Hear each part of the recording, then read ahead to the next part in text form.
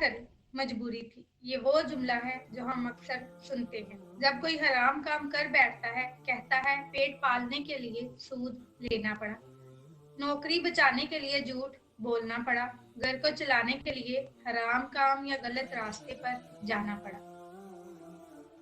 لیکن سوال یہ ہے، کیا اسلام میں واقعی مجبوری حرام کو حلال کر دیتی ہے؟ جواب ہاں بھی ہے اور نہ بھی۔ آئیے قرآن سے پوچھتے ہیں کیسے؟ اس سوال کا جواب ہمیں اللہ تعالیٰ نے قرآن میں دیا ہے۔ دیکھیے سورہ بقرہ آیت 173۔ اس نے تم پر حرام کیا ہے مردار اور خون اور سور کا گوشت اور ہر وہ چیز جس پر اللہ کے سوا کسی اور کا نام لیا گیا ہو۔ پھر جو شخص مجبوری کی حالت میں ہو جائے اور نہ تو خواہش رکھنے والا ہو اور نہ ہی حد سے بڑھنے والا، تو اس پر کوئی گناہ نہیں، بے شک اللہ بہت بخشنے والا مہربان ہے۔ یہاں اللہ رب العزت نے مجبوری کی اجازت دی ہے، لیکن کچھ کنڈیشنز رکھ دی ہوئی ہیں۔ غیر باغی ولا عاد، یعنی نہ تو وہ طلبگار ہو، مزے کے لیے کھائے، اور نہ ہی حد سے آگے بڑھنے والا ہو۔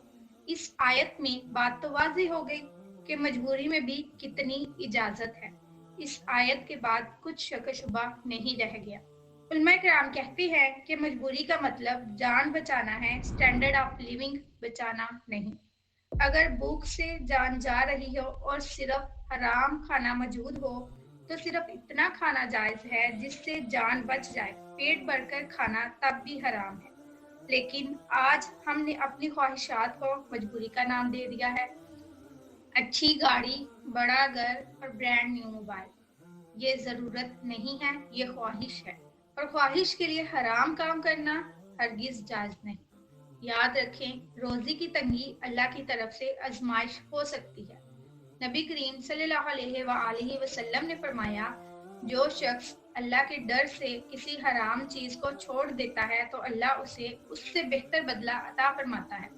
اگر آپ مجبوری کا بہانہ بنا کر سود، رشوت، ناچ گانا یا حرام کاروبار کر رہے ہیں تو یاد رکھیں، آپ اپنی دنیا بنانے کے لیے، نہ اسٹینڈرڈ آف لیونگ بچانے کے لیے اپنی آخرت داؤ پر لگا رہے ہیں۔ بے شک اللہ رزاق ہے، وہ پتھر میں کیڑے کو بھی رزق دیتا ہے۔ اس پر توکل کریں، حرام میں سکون ڈھونڈنا بند کریں، کیونکہ ناجائز راستے منزل پر نہیں تباہی کی طرف لے کر جاتے ہیں۔